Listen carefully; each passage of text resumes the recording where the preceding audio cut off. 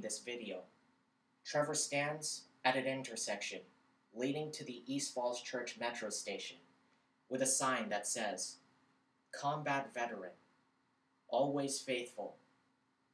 The cane that he walks with leans on the railing to his side.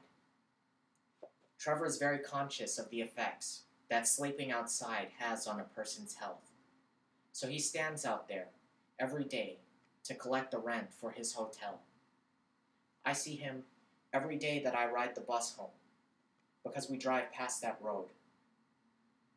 Trevor has said, "I'm a senior, and I have this leg.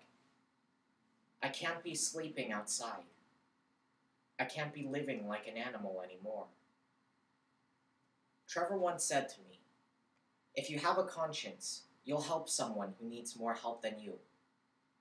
Despite his own troubles, Trevor is always extending himself to help other people.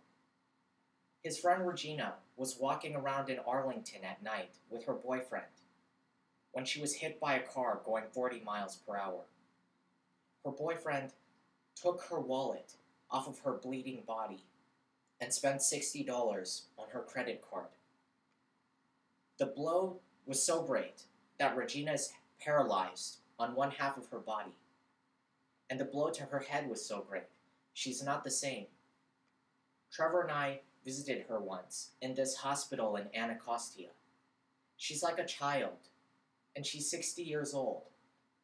She will never again be independent. So, the court was looking for someone to take responsibility for her.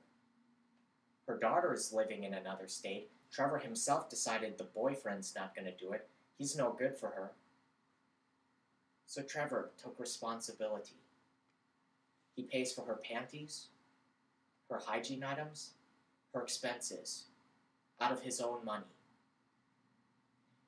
And to this day, Trevor is struggling to get her moved from that hospital in DC to a hospital here in North Virginia, because in this disadvantaged community of Anacostia, the staff are stealing her things. Trevor is replacing things right after he buys them. And Trevor has a friend, Michelle. Michelle is currently studying to be a nurse, but she too is struggling. She would be out on the street. But instead, Trevor has her stay in the hotels with him. She has diabetes, high cholesterol, high blood pressure, and congested heart failure. She definitely cannot be sleeping outside. Trevor pays for her medications out of the money that he makes. Another friend of Trevor's, another homeless person, was hit by a car. So Trevor went to the hospital to look after him. No one else could even identify this person. And despite doing all of those other things to help other people, Trevor still works hard. He stands at that intersection from 5 to 6 in the morning to 4 to 5 in the afternoon to get the rent for his hotel. And if he's not doing that, he's walking around the businesses, handing in his resume, and he's always talking about the next thing that he's trying to do to help himself.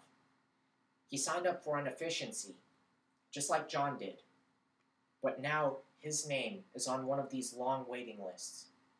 He signed up for another program aimed at reintegrating soldiers into society, to finding them work.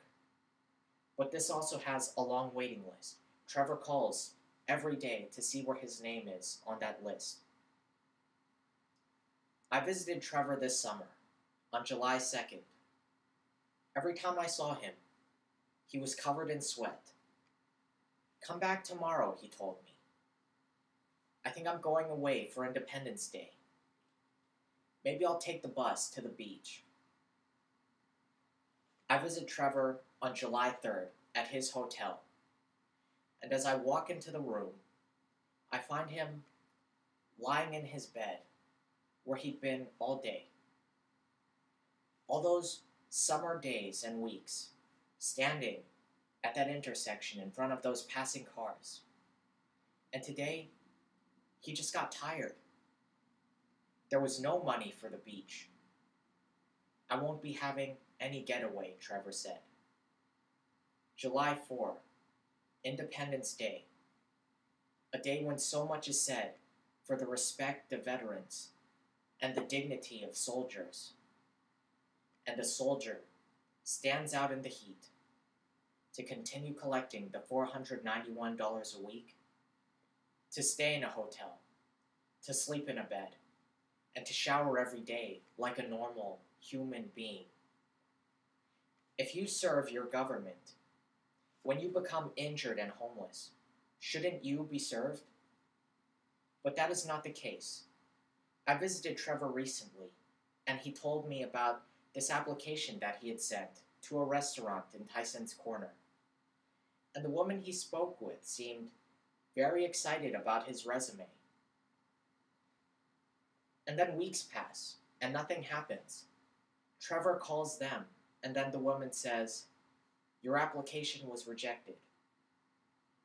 Because there's one question on the application that says, "Do you take any medications? And if so, for what?" Trevor checks yes and says, "For post-traumatic stress disorder." And as usual, this is probably why Trevor did not get the job. Because the person looked at it and they said, "This person's at risk. This person's bad for business. We're not hiring him." Trevor looks at me and he says, "I hate to tell you this, but honesty isn't always good for you. Next time, I'm not saying that. Why should I say something if it hurts me?" So you see what's happening with our values here? A man is struggling, and he has to lie about something that people are supposed to be honored for. But it shows us one place where our values can begin to positively affect our communities. How many of you are thinking of owning a business when you grow up? And what would you do? So some of us out there will be owning businesses, and maybe you'll be hiring. In this country, we have laws against discriminating against the disabled for employment. And yet, Trevor still tells me that he's walking into a building to do an interview, and he already knows he's not going to get the job because of the expressions on their faces as they watch him hobble in with his cane. Laws are a good start, but laws are only as good as the people who enforce them. Laws don't change hearts. And it's the same with values. So be a person with a changed heart. Be a person who values people.